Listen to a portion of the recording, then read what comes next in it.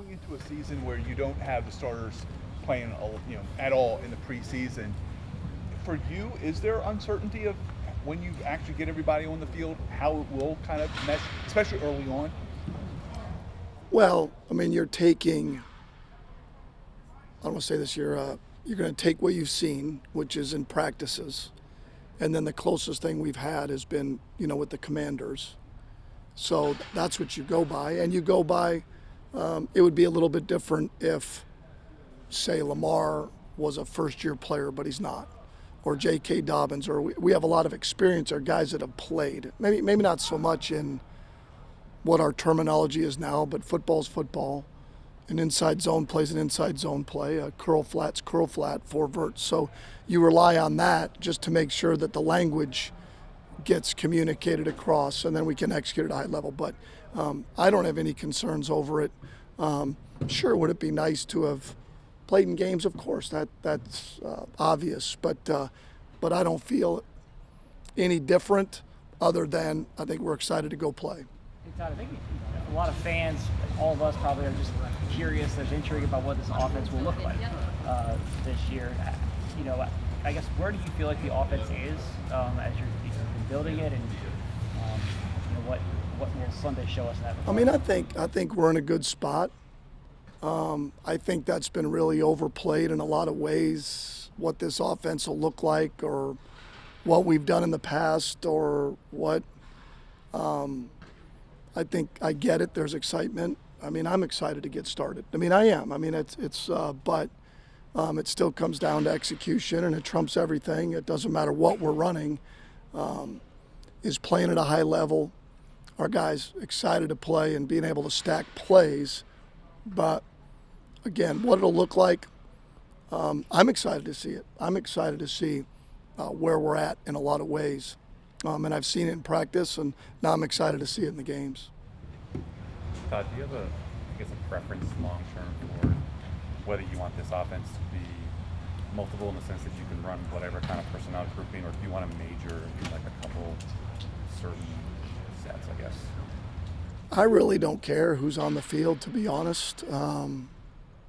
If you stay within the framework of really what wins, which is don't turn it over, or being successful in offense, be explosive, eliminate lost yardage plays, score touchdowns in the red zone, and be elite on third downs. If you stay within that framework, the personnel really, it's putting the best players on the field that give you the chance to be successful. The more talent that you have, the more exciting it is. You can be more versatile. If you have multiple backs, you can play some of your 21 personnel. If you have multiple tight ends you like to get on the field, that gives you opportunities to put personnel on the field. I think we're in a good place in terms of the personnel that we have that allows you to be versatile in a lot of ways. You just have to be careful of getting spread too thin and having way too much, and being maybe easy to defend because you have things you do specifically in certain packages. But I'm excited about our guys. The versatility I think we'll have. There's been a lot made about the quarterback having more control in this offense. Has that usually been the case with you and your other stops, giving quarterbacks that type of control, and why is that important? Well, it's been asked a lot, and it doesn't seem universal to me. It seems pretty normal that the guy in charge has a big say in what you do and how we do it. His career's on the line. How we have success is on the line. Now, with that being said, I think the more you empower people, it's not just a quarterback, the more you empower people, your coaches, your staff, people that work for you all, the more you empower them, to me, you're going to get more out of them. They're going to embrace their role. They're going to bring ideas to you. If you poo-poo every idea someone has, they stop bringing you ideas. It just works that way. Now, you got to earn that. You don't just allow anybody to have control of an offense or changing things, or in any business, you don't allow just anybody to be empowered without earning that. That comes with that. But I think it's the only way to be elite. I learned that from people empowering me. That's not something I developed. This isn't a Todd Monken thing. That is a life. That is a life thing. That didn't even make sense, a life thing. But I'm just saying in general, that's what makes it, what makes people grow, is trusting people. Todd, what are you seeing from a healthy Rashod Bateman these last couple of weeks, and what do you like about him that's unique that he can bring to this offense? Well, first of all, it's since I've been here over the last 2 or 3 weeks, plus it's been great to see Bate with a smile on his face. I think like any human being, when they're not in a good place, that just isn't football. What he does for a living, being hurt, being frustrated with rehabbing and coming back. Like I said, we're always better when we're in a good place. And I think he's in a really good place in terms of where he is and what we do offensively and where his health is. So with that being said, you start to see some of the explosion that he has, the speed, the playmaking ability that that you love to see, that you've already seen. Now it's a matter of being able to stay healthy, and that for him, because it's what he loves to do. There's been a lot of talk about how a fullback will fit in or could fit in your offense and how you utilize a fullback. How do you view Patrick Ricard overall as fitting into what you want to do offensively? Well, I think he's an invaluable piece. It's trying to figure out where and when, what spots of the field, what situations, what packages, what set of plays, best utilizing his skill set that fits into what we want to accomplish, throughout the course of a game, which is a lot of coach speak, I guess, but that is the way it is with any player.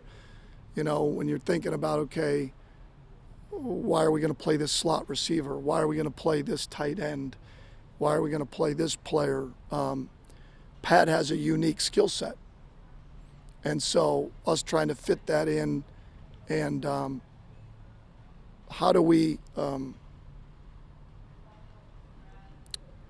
utilize him in more aspects? He is certainly going to be value in 4-minute, goal line, coming out, short yardage, when you want to run the football, a certain physicality that the Ravens helmet stands for.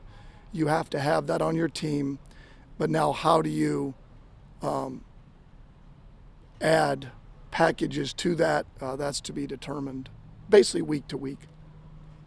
We talked so much about the versatility of your skill players and can allow you to do different things. The athleticism on the O-line, Linderbaum and Stanley in particular, how much does that allow you to be creative because of the things they can do that maybe some normal center and tackle can't? It's a great question. I mean, when you have an athletic center, you're not as nervous in certain fronts when you have to pull a center instead of a guard. Obviously, some of your toss crack schemes and your screens come into play when those guys can get on the perimeter. And then in terms of movement, you see so much upfront movement, twists and stunts. Their ability to recover, I think, is critically important. So, it's not a luxury. It's just what you're looking for in a center and a left tackle. That's really, if you said, what are you looking for?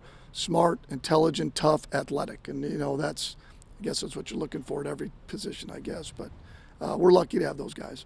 As you get ready for week 1 with J.K. Dobbins getting a late start to training camp, do you feel like he's at the point you want him at now as you go into the regular season?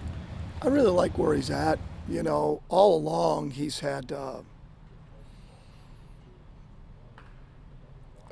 again, I think he's been ready to go from the start. Again, I don't get into someone's business, but I thought he did a great job of being in the playbook, asking questions, thought he was in great spirits. It's fun having him out there. He loves playing football. And guys like that you can feel on the practice field. You really root for those guys because they love playing football. They bring that energy on the field, and they bring people with them. CJ Stroud on the other side. Curious is, everybody's different, obviously, but I'm curious in your experience, what's the hardest thing for a rookie quarterback coming in and making the first start? Oh, I don't know. It's hard to speak for him. I just think that I think it's hard in any profession when you start a new job. I think it's hard. I just do. I just think you learn as you go and you improve. I don't care how talented a writer you are or how talented a journalist. You've all gotten better from the first time you wrote and whenever you spoke. Same with me, right? So I think it's hard to come right out of the block and be where you're going to be. At least I hope that's the freaking case. Let's at least put it that way, all right? That hopefully it takes him, at least another 4 days, okay? Let's talk about that. But he's a tremendous player. I mean, last time I saw him, we were in a barn burner with him in the playoffs. So he's a tremendous player and a great young man. But I think just generally speaking, and again, I wouldn't want this to come out like I'm speaking for him, but just in general, I'm just saying in general, in any profession, it's hard when you first start. That's every position. Your rookies are going to have bumps. It just happens that he's in control of the offense. It's more obvious. Does that make sense? I think the first game I called plays, we went 7 straight 3-and-outs. You talk about wanting to quit calling plays. I mean, my goodness, so that was awful. And I was like, I thought this was going to be fun. This is terrible. I mean, there's nowhere to go. You about the play caller. I mean, it's like, you're that guy. So I do think it's hard whenever you start. And I think that's just the beginning of it as you, like I said, any profession. He just happens to be at this point in his career. And I think he's going to have a heck of a career. I just hope, like I said, I hope it doesn't start in 4 days. So.